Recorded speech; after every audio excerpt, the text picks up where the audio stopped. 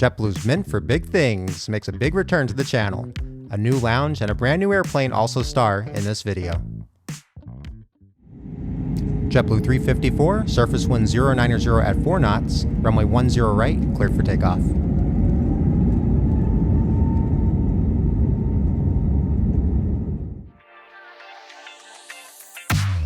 Hi everyone, I'm Scott. I'm an air traffic controller by day and a travel enthusiast year-round. I love premium travel, and when possible, I love to leverage my credit card benefits for exciting trips. So come along for the journey. If you enjoy my content, please give it a thumbs up and subscribe to my channel. Also, comment below and let me know what you think of this experience. It is much appreciated and I am very grateful for your support. Keep watching until the end of this video to find out where I'm headed next.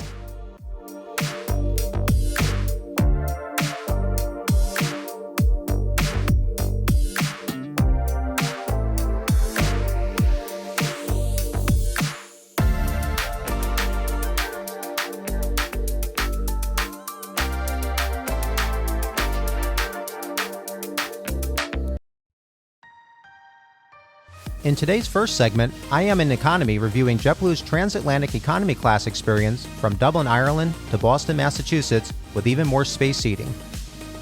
Before departure on JetBlue's Transatlantic service, just like my outbound flight in Mint, I have the opportunity to order an in-flight meal via the entertainment screen. First, I have the option to order food or not. I will opt to order. JetBlue partners with DIG for travelers in economy, a fast casual restaurant from New York City. Next, I will order the meal's side options. I can press each option to see its dietary restrictions.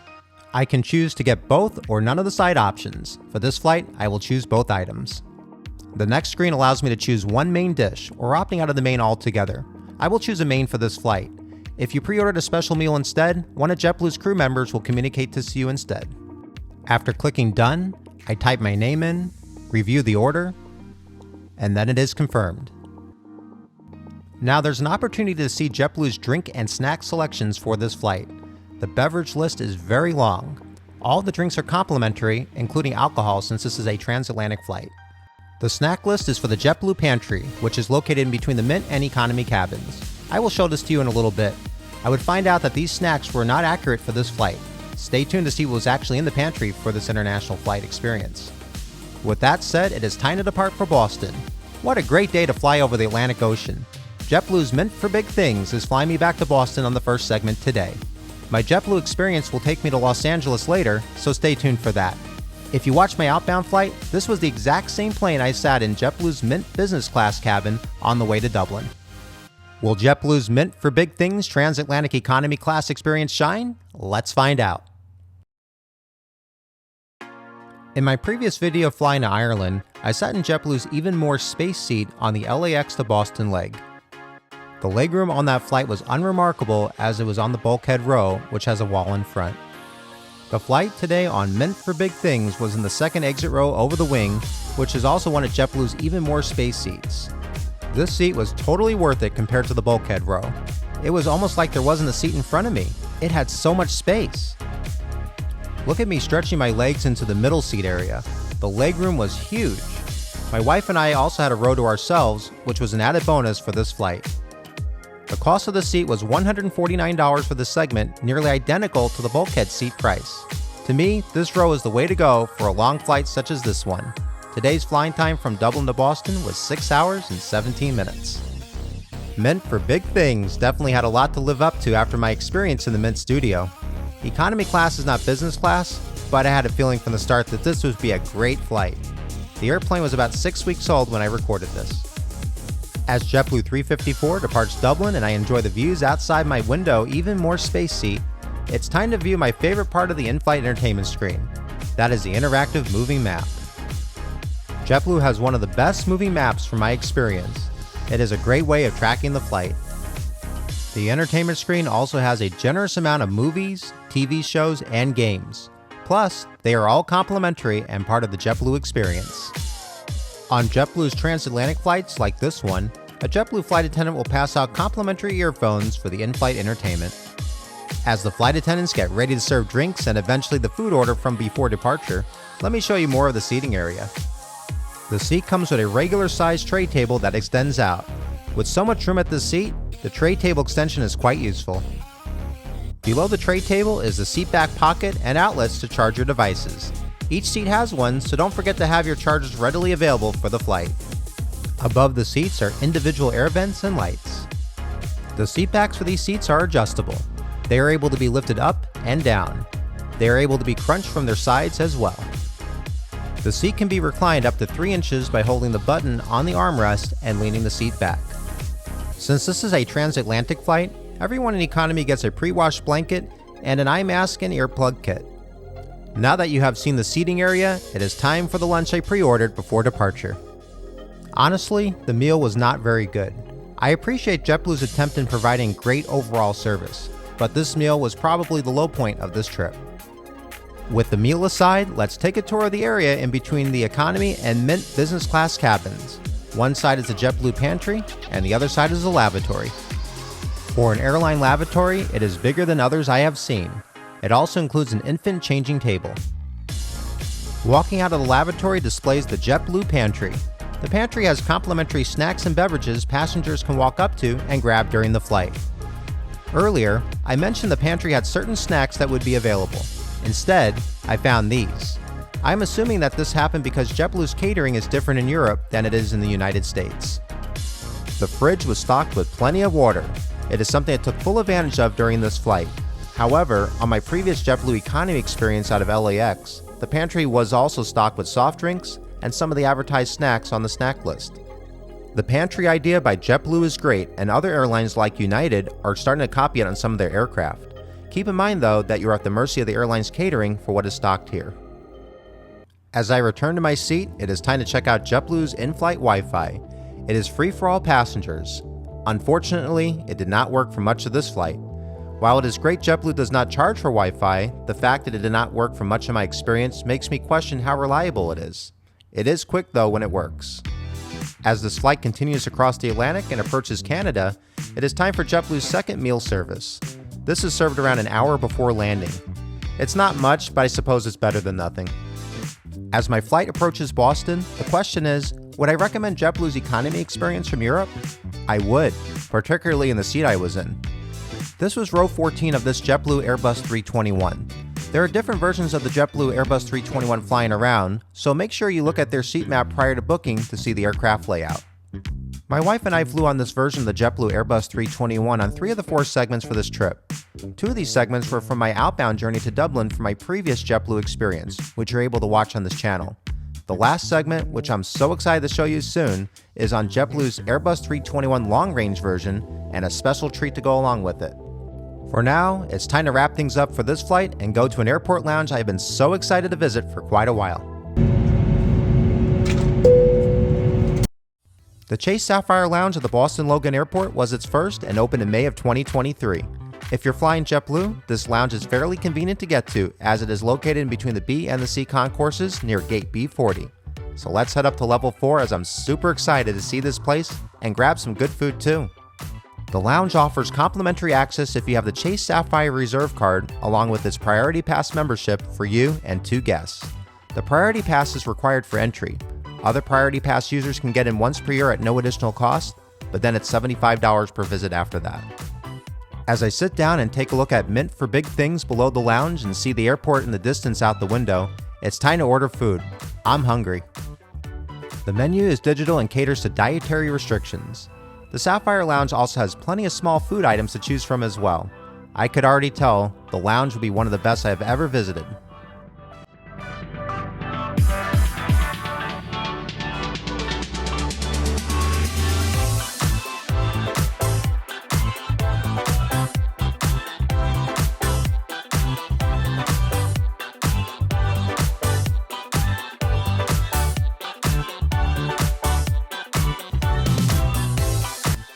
Here's what my wife got, and here's what I got, along with a delicious glass of red wine, which was at no additional charge.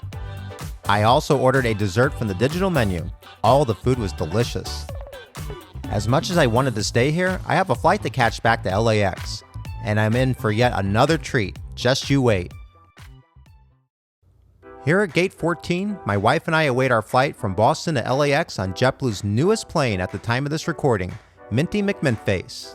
This was Minty McMintface's first flight flying passengers ever And better yet, guess what my wife and I got upgraded to?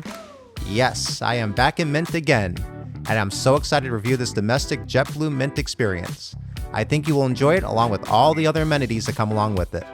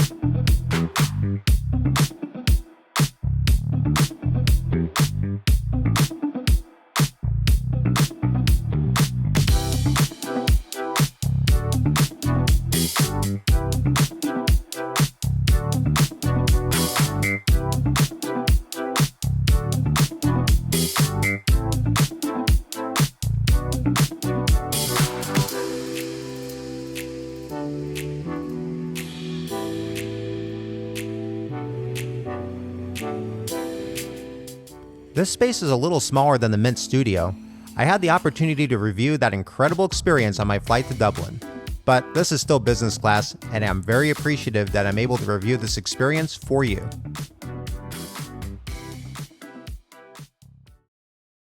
The seat I am in on this flight is actually a designated crew rest seat for pilots on long international flights. When I boarded this flight today, a curtain was up blocking access to this seat. I'm guessing because this is the plane's first ever flight and JetBlue forgot to take it down. This curtain normally goes up when the seat is in use, usually for a pilot. Needless to say, I did feel very special as I was the first person to sit in this seat. Otherwise, it's no different than the other regular Mint suites. As I prepare for the Mint dining experience, let me show you the paper menu that is offered in Mint. Delicious Hospitality Group in New York brings in JetBlue's catering to Mint. The menu has a good selection. If you upgraded like me at the gate, you will be unable to pre-select meals with dietary restrictions. However, JetBlue can make modifications to some of the food items if the flight attendant is able. For this flight, I am able to choose up to 3 of the 5 items for the small plates along with a dessert. JetBlue also has a nice selection of alcoholic beverages and cocktails available to order. As a passenger in Mint, they are all complimentary. For this flight, I ordered a glass of sparkling water to start off the dining experience. And while I sipped on that, I browsed the entertainment, and I also figured I'd try out the internet. This was once again very disappointing. Instead, let me show you the Amenity kit. The Amenity kit is smaller than the ones JetBlue offers on the Transatlantic flights, but they still have great items stocked in the bag like socks, an eye mask, and lotion. It is now time to dine. I wasn't too hungry due to my meal back at the Sapphire Lounge, so I only ordered what I thought I could eat. However, I didn't expect to get served 3 hours into this 5-hour and 38-minute flight. When I did get my meal, and the vanilla gelato I got were delicious. My wife also ordered a tasty lasagna along with shrimp and a salad. Ah yes, it feels good to be back in business class. I am in seat 12A for this flight, the last row of Mint. This version of the JetBlue Airbus A321 has a whopping 12 rows of individual suites on each side of the plane. There were 3 seats left in Mint when my wife and I upgraded at the gate for the cost of $549 each. With the meal finished, it was soon time to land at LAX. So were these flights perfect? No, but I thought the positives outweighed the negatives. The internet not working for much of all my JetBlue experience was unfortunate. Although the internet is complimentary for all passengers on JetBlue, other airlines are starting to offer free Wi-Fi as well, and their systems work well from my experiences. Some airlines still charge in excess of $30 for Wi-Fi, and some do not even give you unlimited data, so that can get pricey for a flight. The Mint seat, which I reviewed on my outbound video to Ireland, is very firm for sleeping, but it was not bad. The available pillow and blanket is from Tuft & Needle, and that was good too. The food in JetBlue's economy cabin was not the greatest on the international segment. When my wife and I flew in JetBlue's economy service from LAX to Boston on the way to Ireland, we ordered from their snack menu and it was very good for buy-on-board dining. Buy-on-board is not available on the Transatlantic segments. I thought JetBlue's Mint dining was above average, particularly on this domestic United States flight.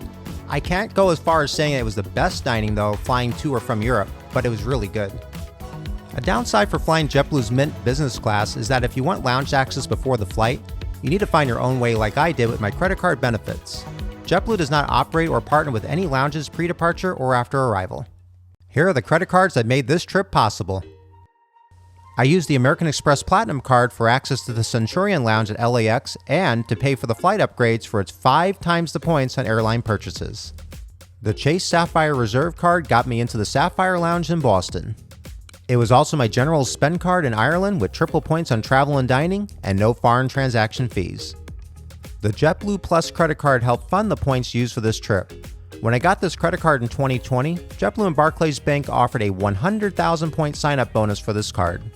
My wife and I booked these flights for a total of 98,800 points combined round trip and $104.40 in taxes. After completing a trip, I got 10% of the points back as a JetBlue Plus credit card benefit. At the end of this trip, the flights for my wife and I cost a total of 88,920 JetBlue points, $104.40 in taxes, $636 for the Even More Space seat upgrades, and $2,696 for the Mint upgrades from the Boston to Dublin and Boston to LAX flights at the gate. The grand total for my wife and I was $3,436.40 and 88,920 JetBlue points. So was this worth it to me? Yes, and it was very enjoyable. It was certainly not cheap. However, if I paid out of pocket for Mint round trip, the price of this trip would have been close to $10,000.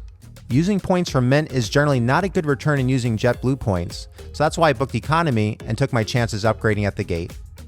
As I finish this trip, I want to thank all the JetBlue crew members and lounge employees from Chase and Amex for all their hard work. Everyone throughout my journey was friendly and professional.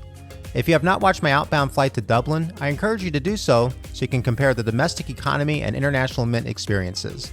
And don't forget to comment, like, and subscribe to my channel. It is all free to do and your support is much appreciated. I had an enjoyable time on this trip and I hope you will come join me for my next flight review of Delta Airlines and their Sky Club at LAX. Thanks for watching and for now, so long.